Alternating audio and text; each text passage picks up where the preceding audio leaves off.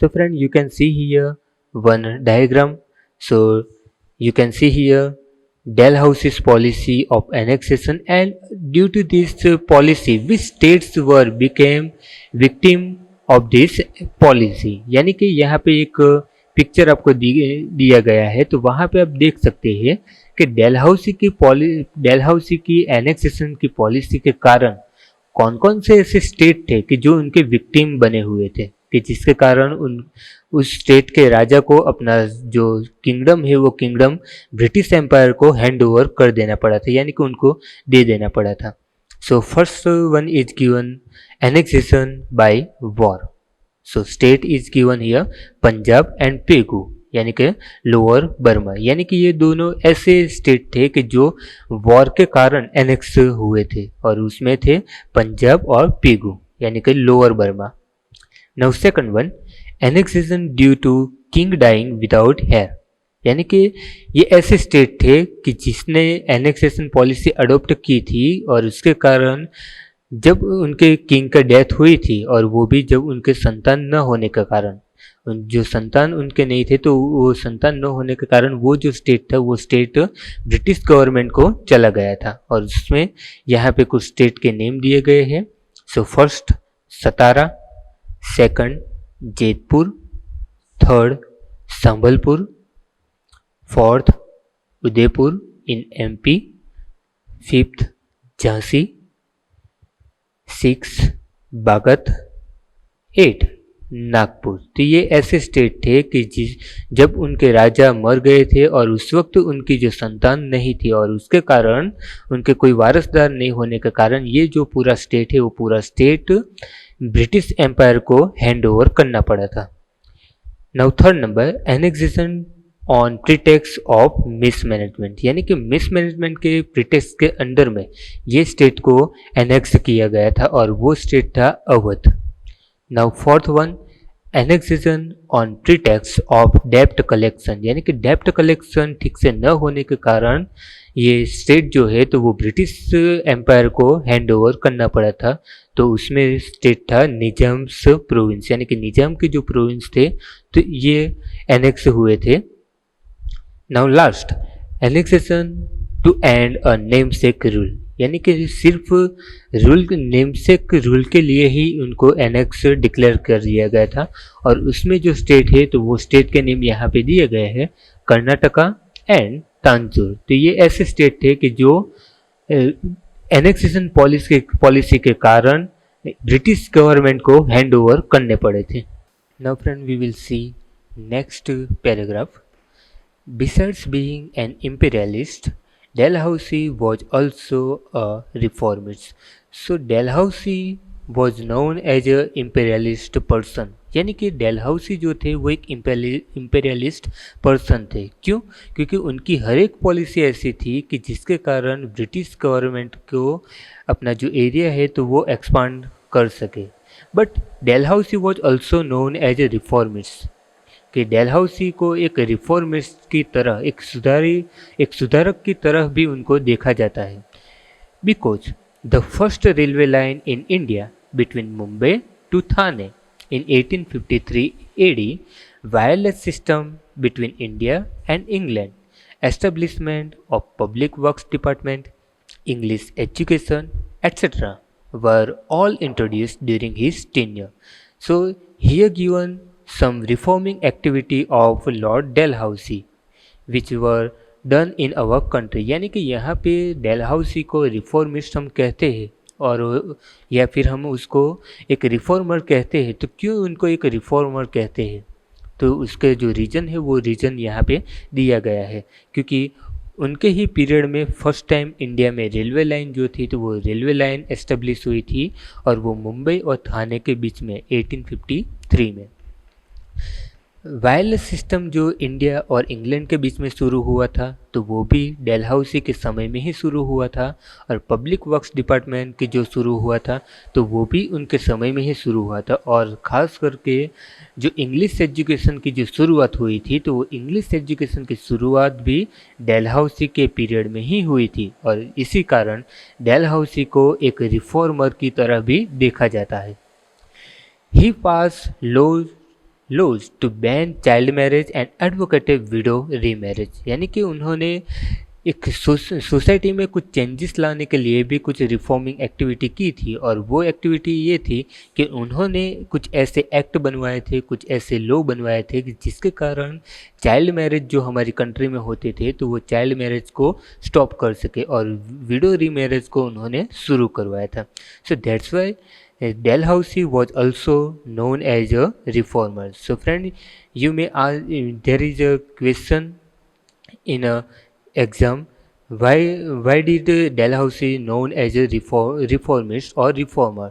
कि एग्जाम में ऐसा भी क्वेश्चन आपको रखा जा सकता है कि डेलहाउसी को हम रिफॉर्मर की तरह क्यों देखते हैं, या फिर उसको एक रिफॉर्मर क्यों कहा जाता है। तो उसका जो रीज़न है वो रीज़न आपको इस पैराग्राफ में दिया गया हुआ है। Now friend, we will see here next paragraph.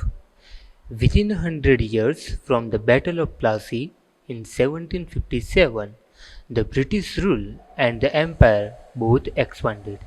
That means within 100 years, British Empire had expanded their rule in our country। यानी कि सिर्फ 100 साल के अंदर ही ब्रिटिश एम्पायर ने, ब्रिटिश गवर्नमेंट ने पूरी कंट्री में अपना जो रूल है वो रूल को एस्टेब्लिश कर दिया था, यानी कि पूरी कंट्री को उनके अंडर में लाकर रख दिया था। But in the process they had to face the dissatisfaction of the Indian states, and this was manifested in the form of the first struggle for independence in 1857 AD। So in this process they had to face the dissatisfaction of Indian states। यानी कि ये 100 साल के अंदर उन्होंने जो अपना rule expand किया था, वो रूल एक्सपांड करते करते उनको इंडियन स्टेट की जो डिससेटिस्फैक्शन है वो डिससेटिस्फैक्शन का सामना करना पड़ा था। यानी कि कोई भी इंडियन स्टेट ब्रिटिश गवर्नमेंट से सेटिस्फाई नहीं थे, सब लोग उनका अपोज करने लगे थे, और उसी का रिजल्ट ये आया। In 1857 there was arose revolt of 1857 for independence of our country. यानी कि ये जो डिससेटिस्फैक्शन इंडियन स्टेट में थी, तो वो डिससेटिस्फैक्शन के कारण हमारी कंट्री में फर्स्ट टाइम 1857 में एक रिवोल्ट हुआ, और वो रिवोल्ट भी इसलिए हुआ कि ब्रिटिश गवर्नमेंट से इंडिपेंडेंस हम ले सकें। तो इस तरह से ब्रिटिश गवर्नमेंट जो थी, तो ब्रिटिश गवर्नमेंट ने पूरी कंट्री को कंट्रोल करके रखा था, और उनके आंसर में, उनके रिप्लाई में इंडियन स्टेट भी कुछ ऐसे एक्टिविटीज़ करते थे कि जिसके कारण उनको भी लॉस हो सके, या फिर उनको ये मजबूरन हमारी कंट्री को छोड़ना पड़ सके। Now friend, we will see economic impact of the company. यानी कि कौन कौन सी इकोनॉमिक इम्पैक्ट कंपनी की हुई थी हमारे देश में। When we evaluate the 100 years of company rule in India, we realize that India, which had an enviable position in the world in the previous centuries, became merely a country that produced raw material for England and a prospective market for goods produced in factories। That means if we evaluate or examine the 100 years of companies rule in our country, so we can realize that in earlier time, in a previous century, India was in a great position in the world। It was became mainly just a raw material country। यानी कि अगर हम India को हर company rule establish हुए थे 100 साल, तो उस वक्त जो है, तो उसको हम अगर इवोल्यूट करते हैं, एग्जामाइन करते हैं, तो हम ये हम रियलाइज कर सकते हैं कि जो पिछली सेंचुरी में इंडिया का जो स्थान वर्ल्ड में था वो सबसे ऊपर था, मगर ब्रिटिश गवर्नमेंट के आने के बाद इंडिया की जो स्थिति हुई थी, वो स्थिति ऐसे हुई थी कि इंडिया मात्र एक रॉ मटेरियल प्रोड्यूस करने वाली कंट्री बन चुकी थी, कि जो इंग्लैंड और दूसरे मार्केट को प्रोड्यूस करती थी या फिर उनको देती थी। यानी कि इतनी जो इतने जो कंडीशन है, इतनी जो पोजीशन है वो इंडिया की खराब हो चुकी थी। Bengal exported cotton cloth, row silk, sugar, jute, muslin, 1708 to 1756. But after the dual power policy, the glitter of the economic prosperity of Bengal faded. So, once a time Bengal was exported to cotton cloth, raw silk, sugar, jute, muslin to another countries as well as to another provinces. But due to the dual power policy, the glitter of economic prosperity of Bengal is completely faded. यानी कि एक वक्त ऐसा था कि Bengal cotton clothes, रो silk, sugar, jute, muslin को वो दूसरी कंट्री को या दूसरे प्रोविंसेस को एक्सपोर्ट करते थे, मगर ड्यूअल पावर पॉलिसी जब से शुरू हुई बंगाल में, उसी वक्त से इकोनॉमिक प्रॉस्पेरिटी बंगाल की पूरी तरह से फेड हो गई, यानी कि पूरी तरह से वो डिस्ट्रॉय हो गया। So here friend given the meaning of the dual power policy. Dual power policy means द्विमुखी शासन. So dual power policy was introduced for the first time in Bengal, whereby the power of collecting revenue was with the British while the responsibility of people's welfare was with the Nawab. So here according to the dual power policy, the power of collecting revenue has a British government while the responsibility of welfare work was of नवाब। यानी कि dual power policy जो है, तो dual power policy के मुताबिक जो भी revenue collection करने की जो जॉब रिस्पॉन्सिबिलिटी है या काम है, तो वो ब्रिटिश गवर्नमेंट का था, जबकि कुछ पब्लिक वेलफेयर करने का या पीपल की जो वेलफेयर करने की जो रिस्पॉन्सिबिलिटी थी वो नवाब की थी। यानी कि जो पैसा कलेक्ट करते थे वो ब्रिटिश गवर्नमेंट करती थी, और जो पब्लिक के लिए जो काम करना होता था तो वो नवाब को करना पड़ता था। Thus, the British got the power without any responsibility and the Nawab had the responsibility without any power. So in this way British got the power without any responsibility. यानी कि ब्रिटिशर्स को ये पावर मिल गया था किसी भी प्रकार की रिस्पॉन्सिबिलिटी के बिना, यानी कि उनको कुछ भी रिस्पॉन्सिबिलिटी या जवाबदारी उनको निभानी नहीं है और उनके पास सब कुछ पावर थे, जबकि नवाब के पास सब कुछ रिस्पॉन्सिबिलिटी थी, सब कुछ सभी जवाबदारी उनके पास थी, मगर उनके पास कोई भी पावर नहीं थे। This was known as the subsidiary alliance system, which ruined Bengal economically. And in this way, subsidiary alliance system was became a very crucial for the Bengal to make economically backward. यानी कि ये subsidiary alliance system Bengal के लिए economically एक destroy साबित हुआ था, क्योंकि वो बंगाल पूरी तरह से टूट चुका था।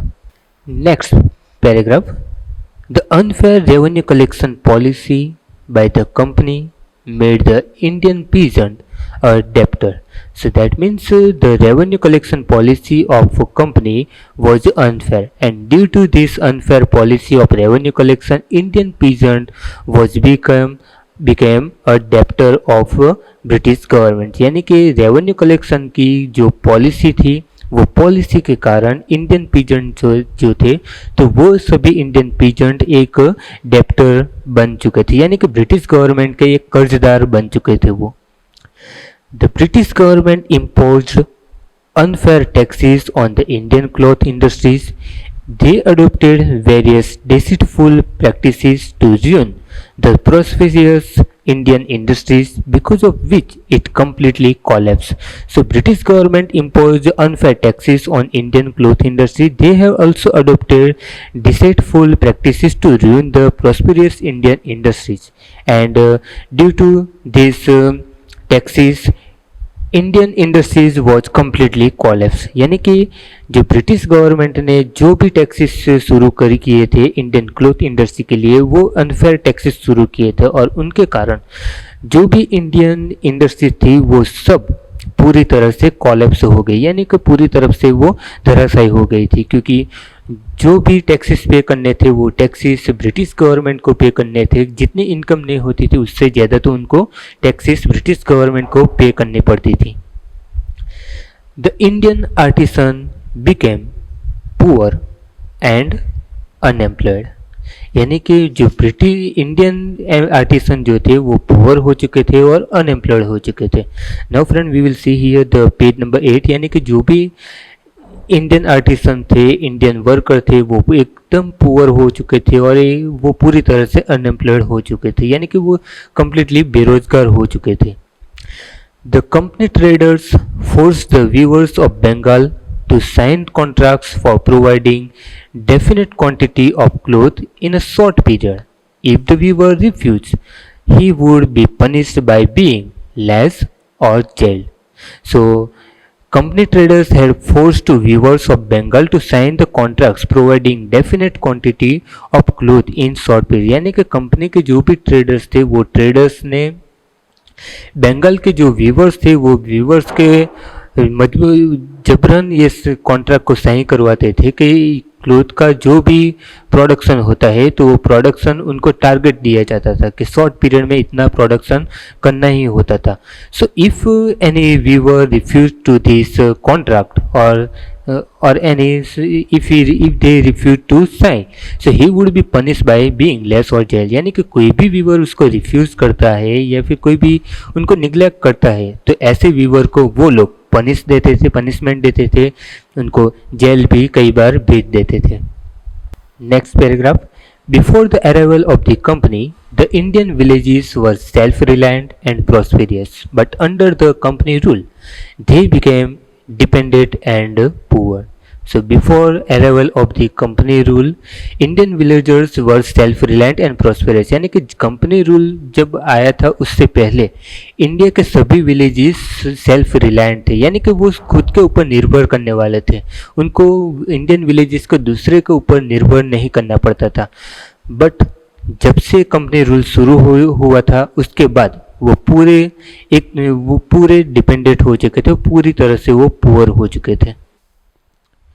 During the rule of the east India company the first railway line between Mumbai and Thane and steamer service between India and England was started, and development of the ports in Mumbai, Madras means in Chennai, and Kolkata also took place।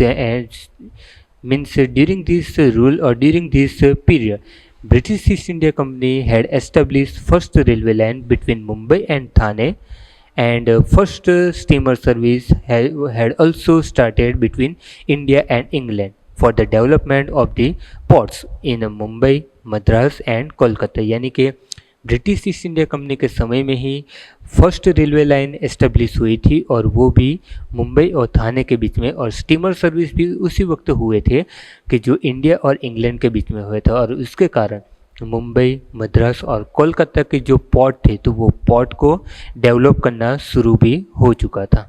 Now friend we will see social impact of the company rule। So as we know friends, due to company rule there were lots of social impact created in our Indian society।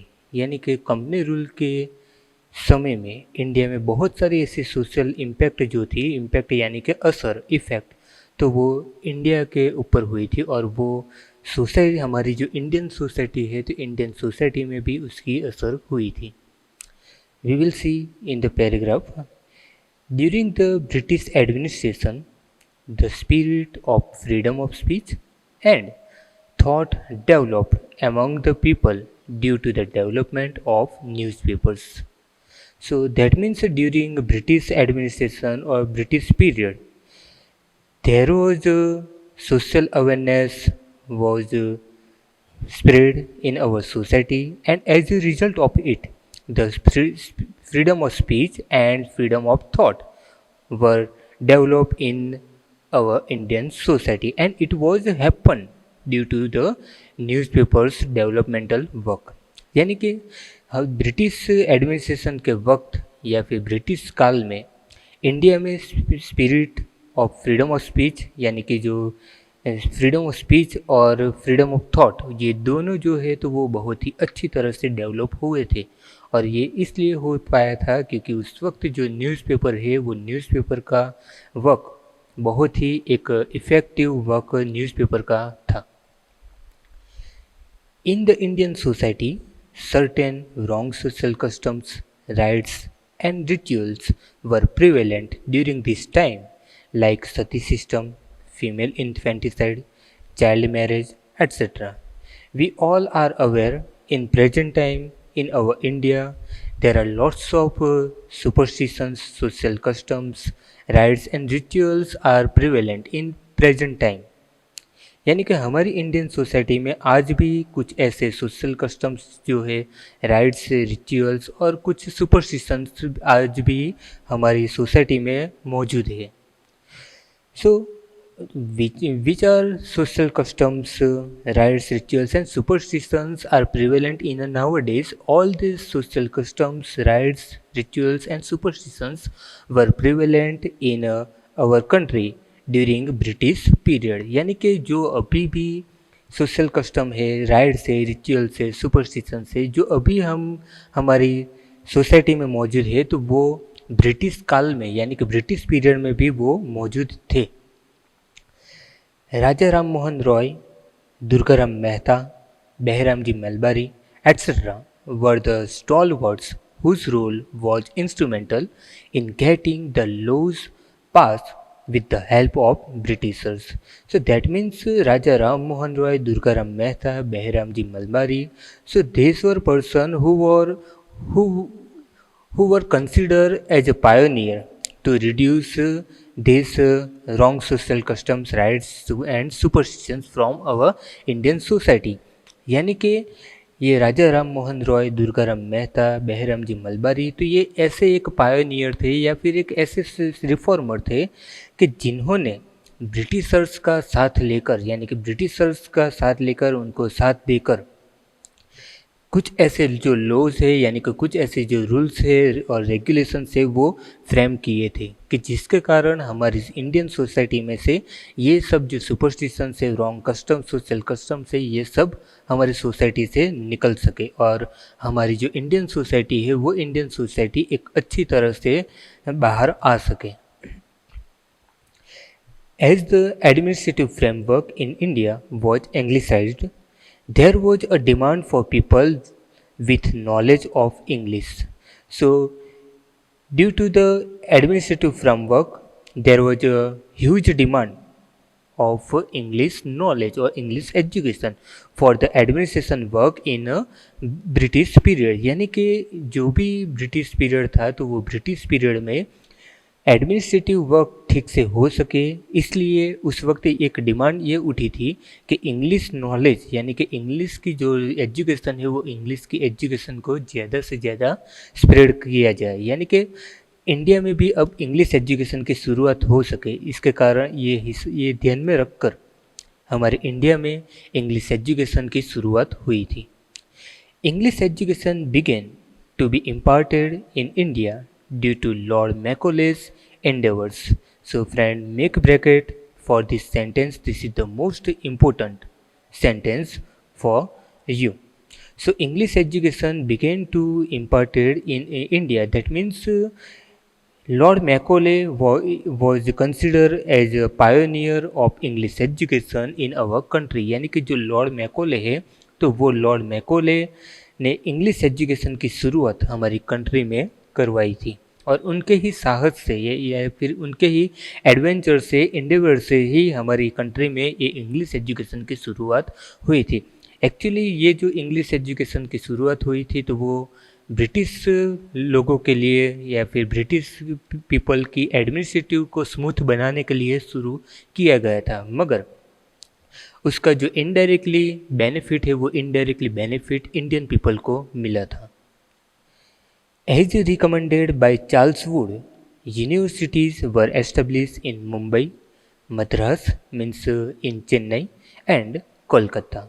So due to the recommendations of Charles Wood, there were 3 universities were established in our country and these 3 universities were established in Mumbai, in Madras and in Kolkata. यानी कि Charles Wood जो थे वो Charles Wood की recommendation से ही हमारी country में तीन यूनिवर्सिटीज़ एस्टेब्लिश हो सकी थी, और वो मुंबई में, मद्रास में और कोलकाता में।